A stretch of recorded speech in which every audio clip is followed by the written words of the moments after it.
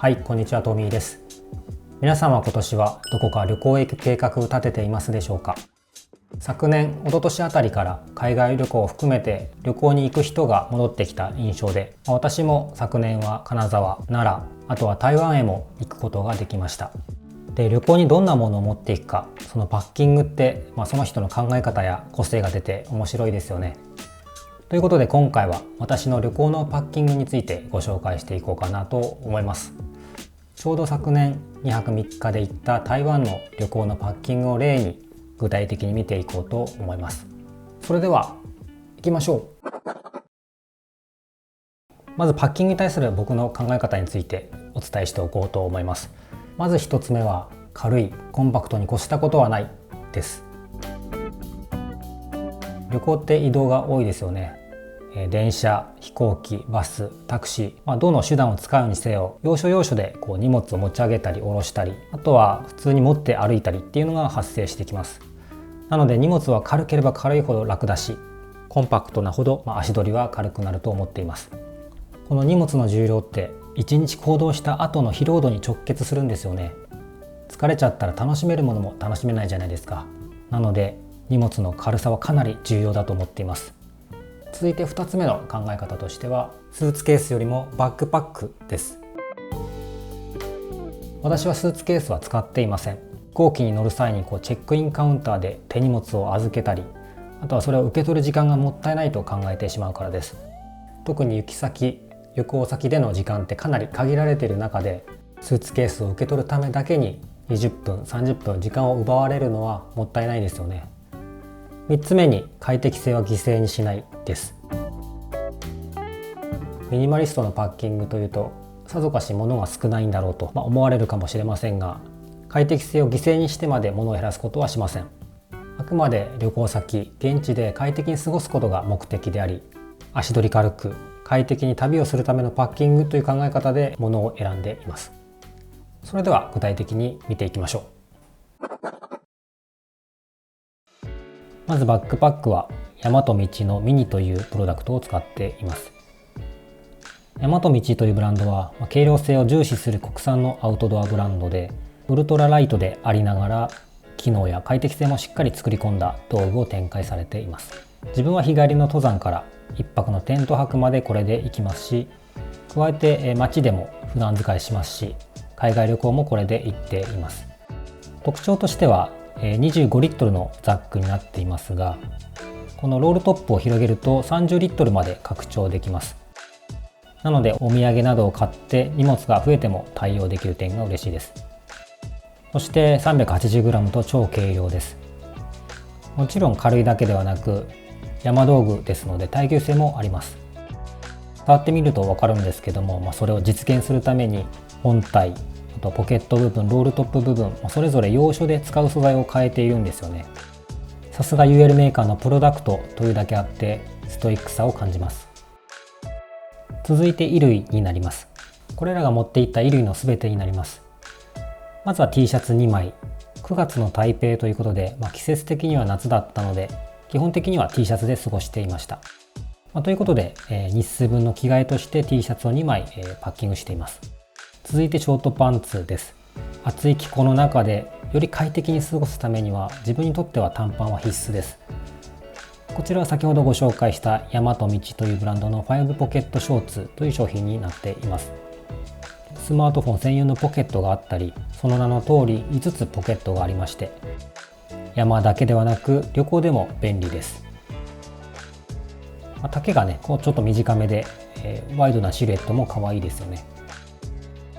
続いてムジラボのナイロンシャツです。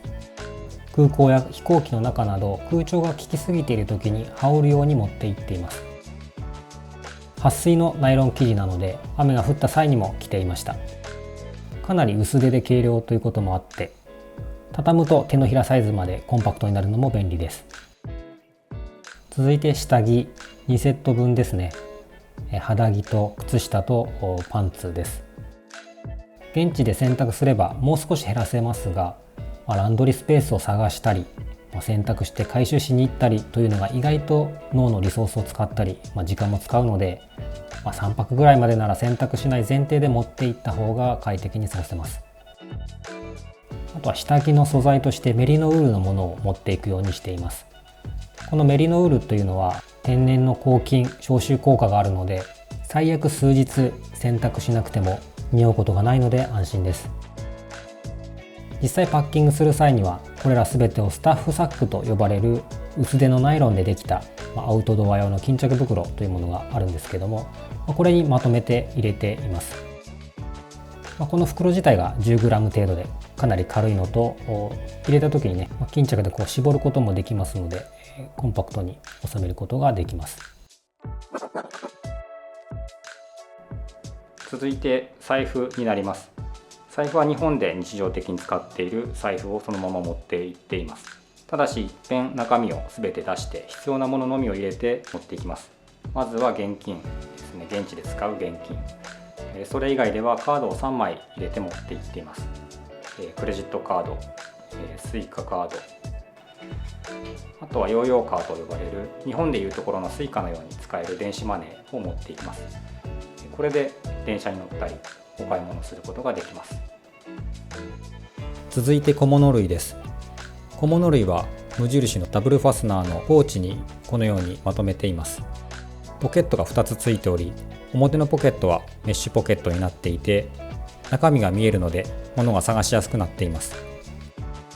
一方裏側のポケットはメッシュではない通常のポケットなので、見せたくないものはこちらに入れています。この使い分けができるのがとてもいいです。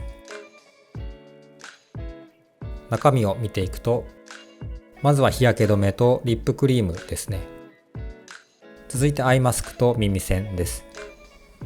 飛行機の中で仮眠をしたり、あとはホテルで熟睡するために効果的なアイテムです。特にこの耳栓はつけ心地が良いので気に入って何年も前から愛用しているものです。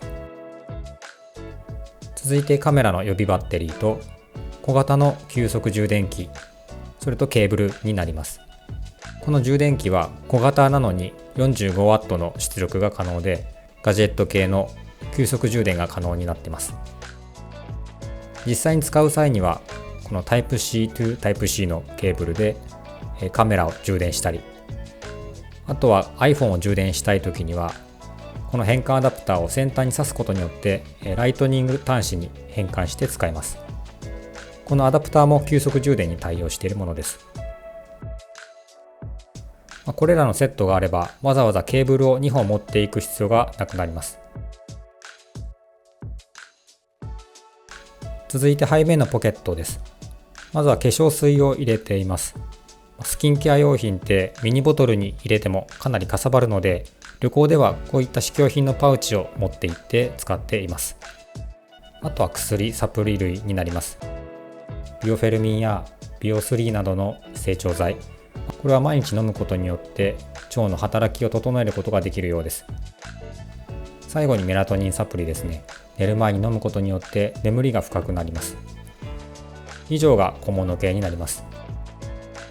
続いてトートバッグになります。